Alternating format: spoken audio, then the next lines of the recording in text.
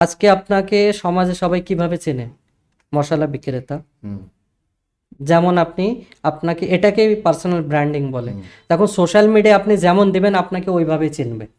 পারি তো আপনি প্রথমে আনপ্রফেশনাল ফটো দেবেন, আনপ্রফেশনাল ভিডিও দিবেন, যে কথাগুলো বলার নেই কথাগুলো বলবেন, তখনই মানুষ আপনাকে ওইভাবেই নেবে। আর যখন ওইভাবে নেবে তখন বড় কিছু করা সম্ভব নয়। এর জন্য আপনাকে প্রথমে শিখতে হবে। যদি না শেখার টাইম হয় কোনো এজেন্সির কাছে যাবেন, সে আপনাকে সব কিছু রেডি করে দিবে। মানে বিহাইন্ড দ্য ম্যান, পিছনে কেউ থাকতে হবে।